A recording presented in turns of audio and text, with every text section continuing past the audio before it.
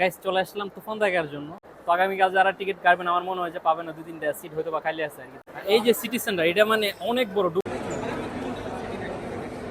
একটু আগে চলে আসছি যেহেতু একটু ভিডিও টিডিও করবো। এই হচ্ছে গিয়া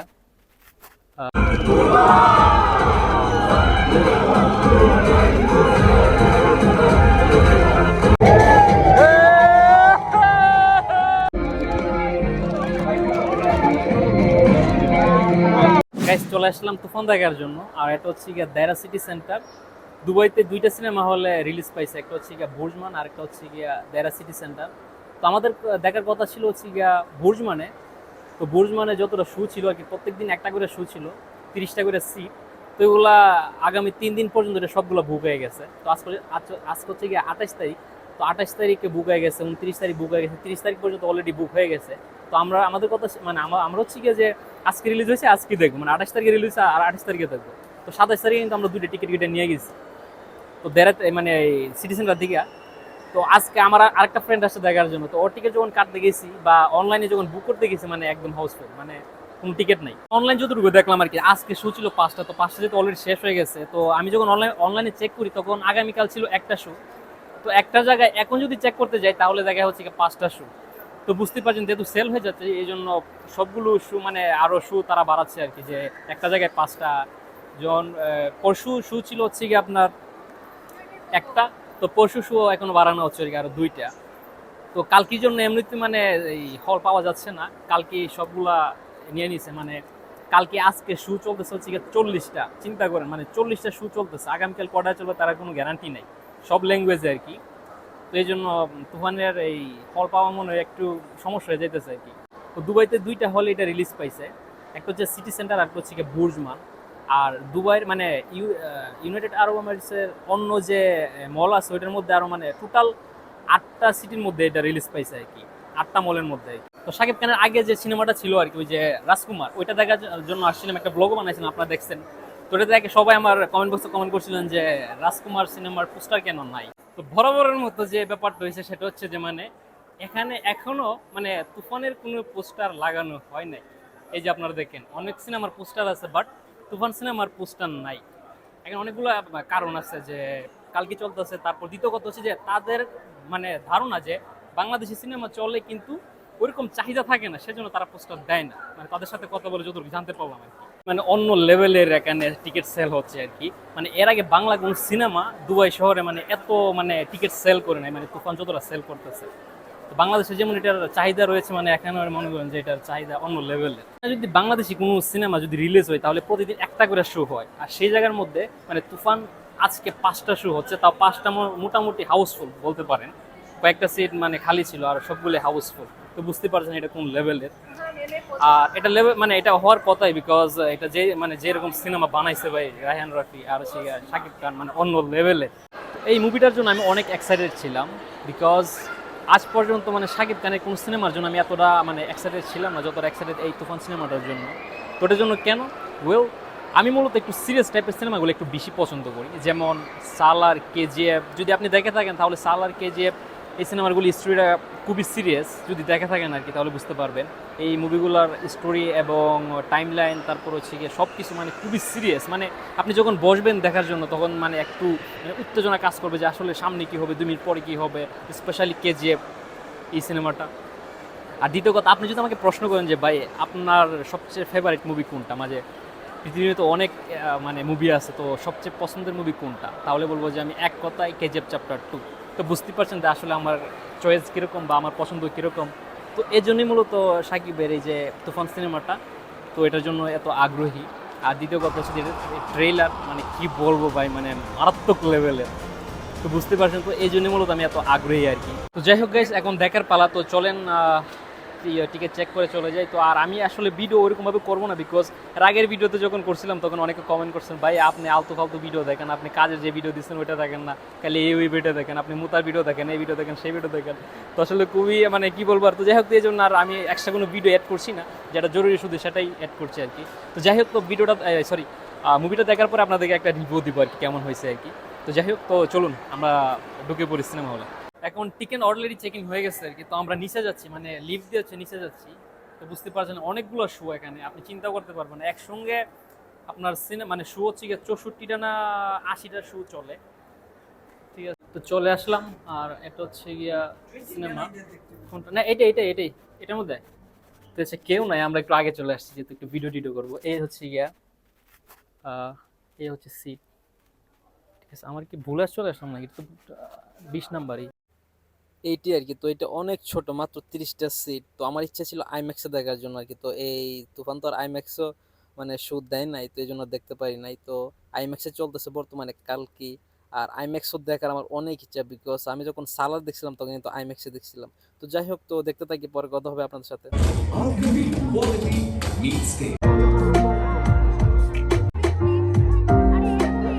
কাকে দেবেন?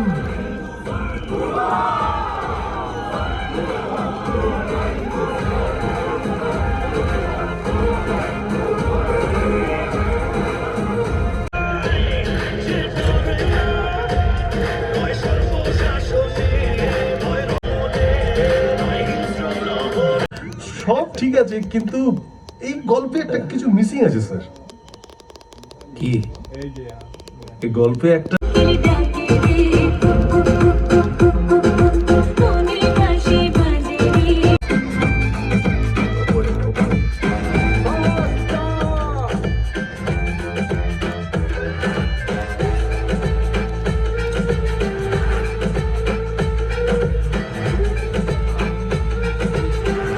ওই যে আপনি বললেন না শক্তিশালী, কুস্তি দিয়েই তুফানের লাইমলাইটে আসা স্যার।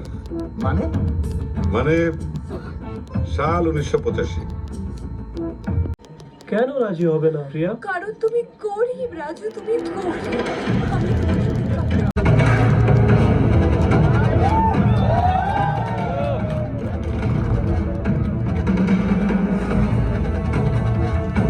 ঘাপটি মেরে থাকে, চান্সে থাকে যে কখন সমুদ্র উত্তাল হবে। রেসনিক, তুমি ঘুমাক।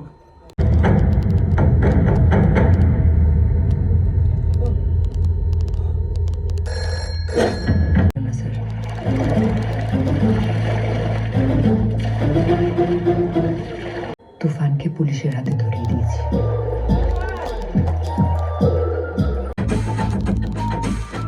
চারপাশে এত অভিনেতা, সিনেমাটা যে কখন শেষ হবে। শেষ হয়ে গেছে গা। আরে ডাকো না সবাইকে। সজনী তোমার দেখিয়া